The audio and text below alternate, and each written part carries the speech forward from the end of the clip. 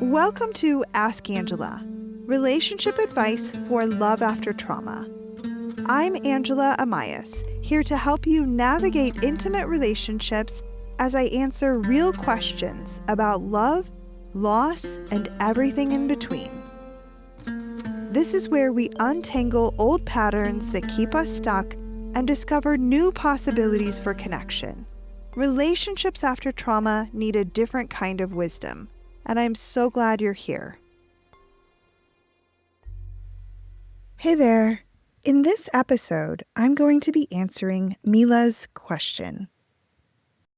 Mila writes, "What can I do so that in difficult conversations where my partner raises issues he has with my behavior, I do not fall directly into defense mode, but keep listening to what my partner has to say?"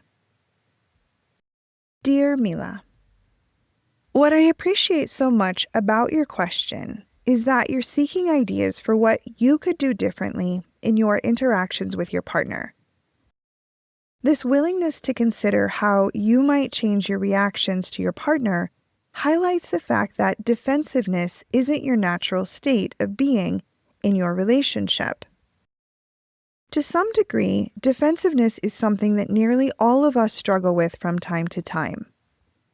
But for those of us who've been in past relationships characterized by criticism, blame, and attack, it can be exceptionally difficult to recognize the difference between criticism that's designed to tear us down from constructive feedback and the genuine expression of concerns in a relationship. I'm guessing that at one point in your life, you needed to be on your guard in relationships, and being defensive was a survival mechanism designed to protect you and keep you safe. At some point in time, it was a way of coming to your own defense. Even though you don't need it any longer, at least in this relationship, that doesn't mean it's easy to simply turn it off. Even though this response has more to do with your past than your present, it's ingrained, it's automatic, and like a home security system that's set off by wind rattling the windows, it's terribly unsophisticated. It can't tell the difference between situations in which you're actually the target of unfair blame, criticism, and verbal attacks, and situations in which your well-meaning partner is expressing genuine concerns or giving feedback about the impact you're having on him. In other words, all it takes for you to feel attacked, at least unconsciously, is that your partner is expressing that he's not happy with something to do with you. The difficulty is that once our defensiveness has been triggered, instead of being able to hear what our partner is actually trying to express, everything they say gets distorted into a criticism. Because we feel like we're being attacked, it's really hard to recognize that we're not actually under attack.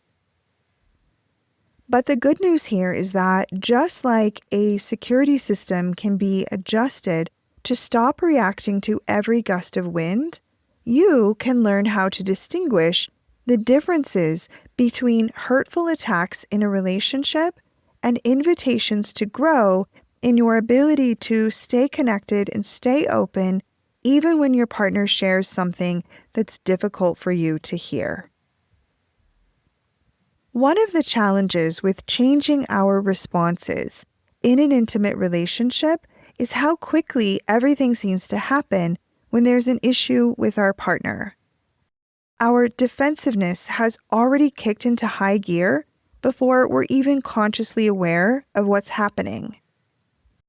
This is why it is so difficult to stop ourselves from reacting defensively to our partner in the moment. Our reactions often happen before our awareness catches up. Before I talk about how to shift an ingrained pattern of defensiveness, I want to take a moment to actually honor your defensive response.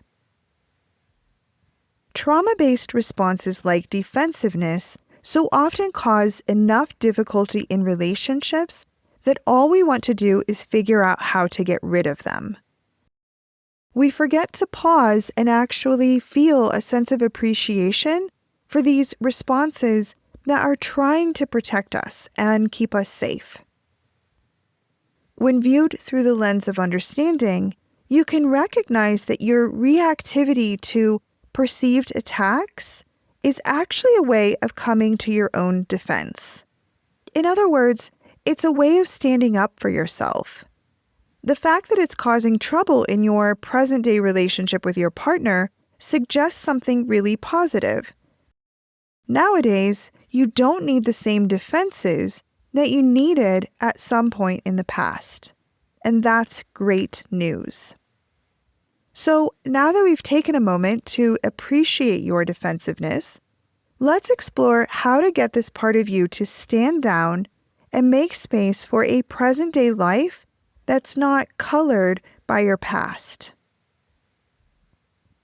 Let's talk about how to move from being in a reactive, guarded position in relationship with your partner to a position that's open, listening, and responsive.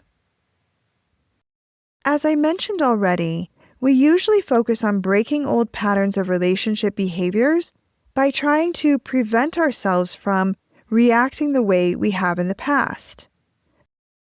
This doesn't tend to work straight away because these reactions are automatic and unconscious. And by the time we realize what's happening, it's already happened. So instead of aiming to prevent yourself from being defensive, what if you learned instead what to do as soon as you realize that you've gotten sucked into that old pattern again? Here's what I mean. Let's say that your partner tries to talk to you about your chronic lateness. He says, "When you were 30 minutes late to my parents' house last weekend and you didn't even text me, I felt really hurt. We've already talked about this so many times, and I've shared with you how it feels to me like you don't value my time. And then it happened again. I really don't know what else to say, and I'm starting to wonder whether my feelings matter to you at all." Let's imagine that you hear this as an attack, and you get defensive, and you say, "I knew you were going to throw this in my face. I don't control the train lines." You act like I never make it anywhere on time. And it's like you expect me to be perfect. Plus, it's not like you're never late. This time, once those words have left your mouth, you realize, uh-oh, I'm doing it again. And so instead of doubling down on your defensive reaction to your partner and continuing in that vein of conversation, you take a deep breath and you say, "Hold on, give me a minute. Can we start over again? I realize that I'm feeling attacked and I'm getting defensive." And then you take a few more breaths and ask your partner to say again what he shared with you so that you can focus on really trying to hear what he's saying. When you do this, you might notice some interesting things.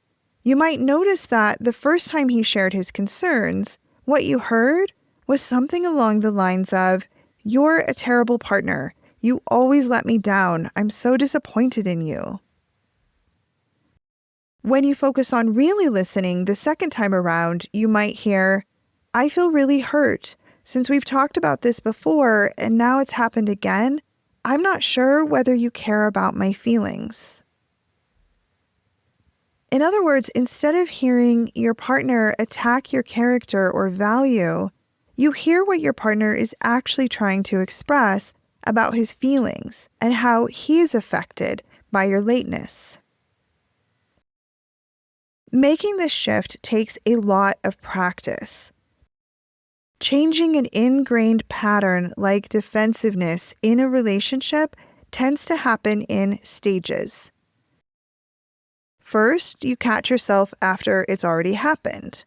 Once you're aware this has happened, you can initiate some kind of a do-over, where you start at the beginning and work on responding mindfully and intentionally, instead of reacting based on past patterns.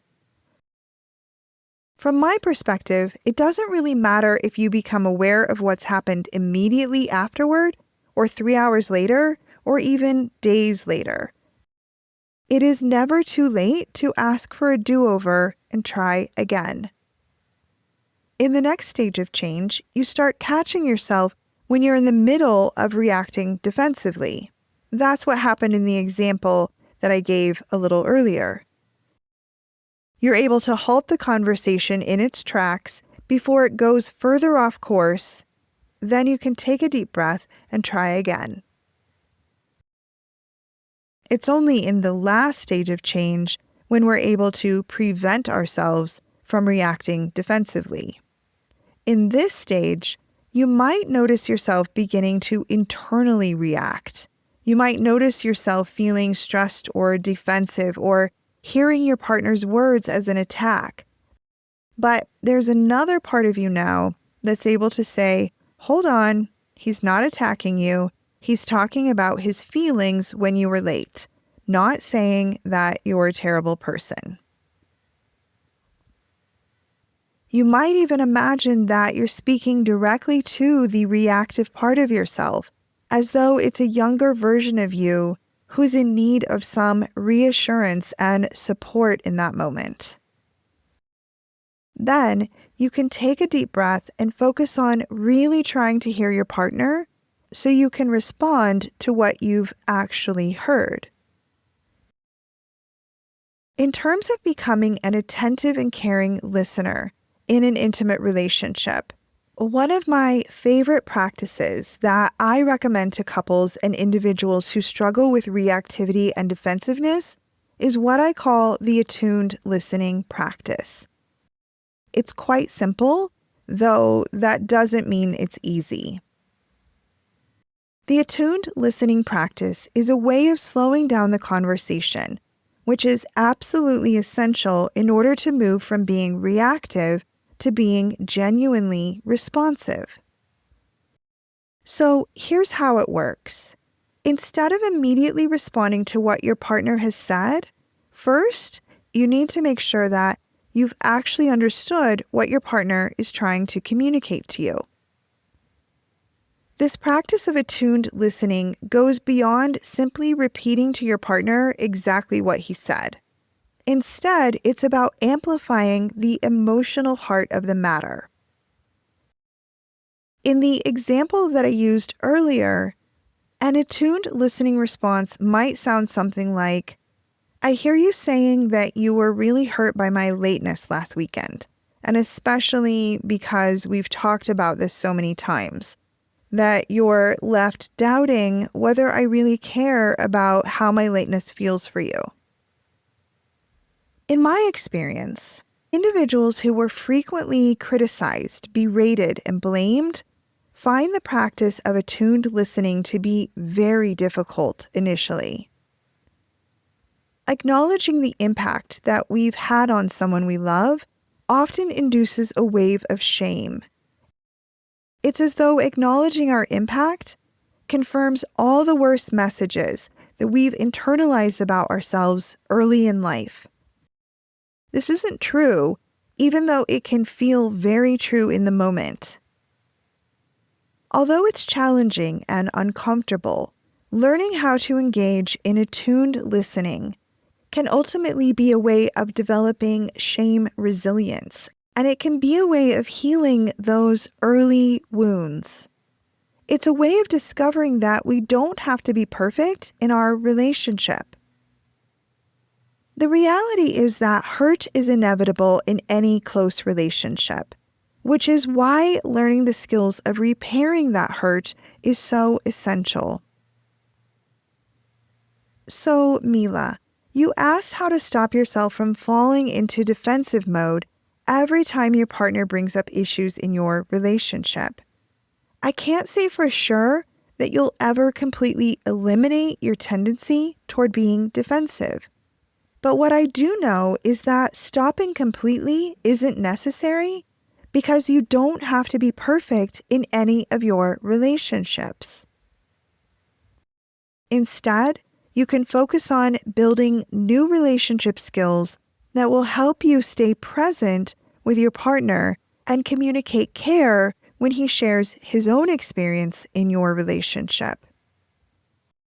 As you practice these skills, you'll find that defensiveness no longer dictates your interactions with your partner. And on that note, Mila, I am wishing you these small, steady steps of progress that are going to lead you in a beautiful new direction. And on that note, listener, thanks for tuning in. That's it for this episode of Ask Angela, relationship advice for love after trauma. If something in this episode resonated with you, come join the conversation at askangela.co. And if you'd like to submit a question of your own to be considered for a future episode, you can also do that at askangela.co. I'll be back soon with another episode, and until then, lots of love.